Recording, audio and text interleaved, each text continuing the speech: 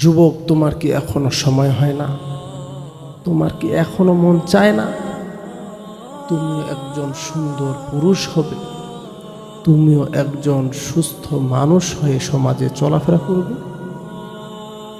হে যুবক, কোরআন হাদিসে আমরা দেখতে পাই যৌবনকালে যারা ইবাদত করেছে, পাপ থেকে বাঁচতে পেরেছে, নিজেকে কন্ট্রোল করতে সক্ষম হয়েছে, পাপ থেকে তওবা করেছে, নির্জনে বসে খোদার ভয়ে এক ফোঁটা চোখের পানি ফেলেছে, তাদের জন্য জান্নাতের গ্যারান্টি রয়েছে। সুবহানাল্লাহ।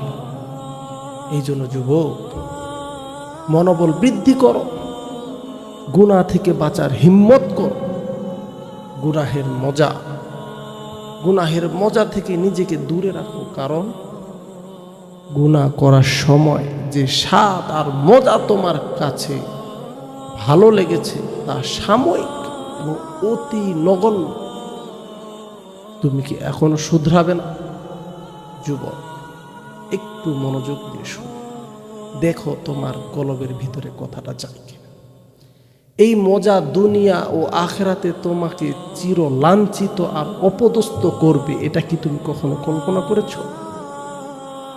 মনের সাথে জিহাদ করে ধৈর্য ধরে গুনাহের স্বাদ বর্জন না করলে সমাজে তুমি পচে যাবে, সমাজে তোমার কোনো দাম থাকবে না, সমাজের লোকেরা তোমাকে নিয়ে ঠাট্টা করবে, সমাজের লোকেরা এক সময় তোমার ইজ্জতে আঘাত করবে।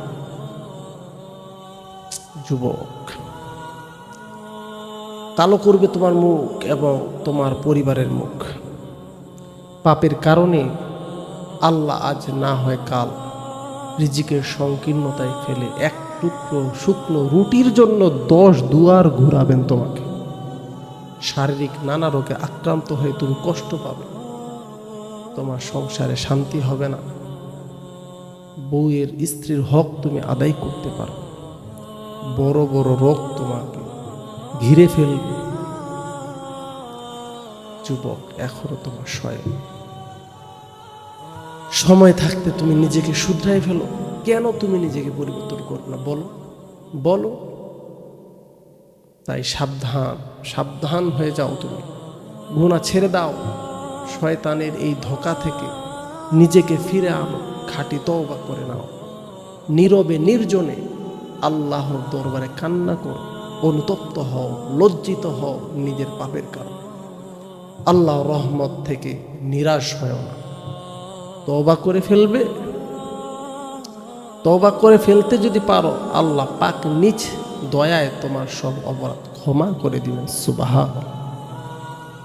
যুবক, তুমি এমন কিছু গুনাহ করো যেই গুনাহগুলোকে তুমি মনে করছো দুনিয়ার কেউ দেখতেছে না। তুমি এই ঘরের দরজা লাগিয়ে গুনাহ করছো, বাতিগুলো অফ করে গুনাহ করছো, তোমার বাবাও ঘুমাচ্ছে, তোমার মা ঘুমাচ্ছে, সমস্ত দুনিয়ার মানুষগুলো যখন ঘুমিয়ে যাচ্ছে, তুমি ইন্টারনেট চালু করে গুনাহ কাজে জড়িত হয়ে যাচ্ছ। যুবক, এতে তোমার কি ক্ষতি হচ্ছে জানো? 1 নম্বর ক্ষতি হচ্ছে তুমি আল্লাহ তাআলার নাফরমান বান্দা হয়ে যাচ্ছ। আল্লাহ তাআলা তোমার প্রতি নারাজ হয়ে যাচ্ছে, না খুশি হয়ে যাচ্ছে। তুমি কি এখনো বুঝো না? তোমার কি মনে চাচ্ছে না যে তুমিও একজন আল্লাহওয়ালা, একজন খাঁটি আশেক হও? তুমি যদি এই গুনাহগুলোকে বর্জন করতে না পারো, তুমি তো অধিকার নেই আল্লাহর জমিনে থাকার, কারণ এই জমিন আমার আল্লাহ তাআলার। তুমি কেমনে এই জমিনে থাকবে? আমার আল্লাহ সব দেখছে, তারপরেও তুমি কেমনে গুনাহ করো? তোমার কোনো অধিকার থাকে না আর এই জমিনে থাকা। এই জন্য আমার বন্ধু, আমার ভাইয়েরা, তোমাকে সতর্ক করছি, দুনিয়া কিন্তু ক্ষণস্থায়ী। হয়তোবা তুমি এই গুনাহগুলো করে কিছুদিন আনন্দ উপভোগ করবে, কিন্তু এই 60 বছরের জিন্দেগি, 30 বছরের জিন্দেগি তো একদিন শেষ হয়ে যাবে। তখন তোমার কি হবে? তখন তুমি কি করবে? যখন তোমার কাছে জাহান্নামের ফেরেশতারা তোমাকে টেনে টেনে জাহান্নামে নিয়ে যাবে, তখন কি তুমি আর ঠেকাতে পারবে? আফসোস, আফসোস। যুবক, তোমার কি এখনো সতর্ক হওয়ার সময় হয় নাই? আল্লাহ, আল্লাহ তোমাকে, আমাকে, আমাদের সকলকে হেফাজত করুক। সকলেই বলুন আমিন।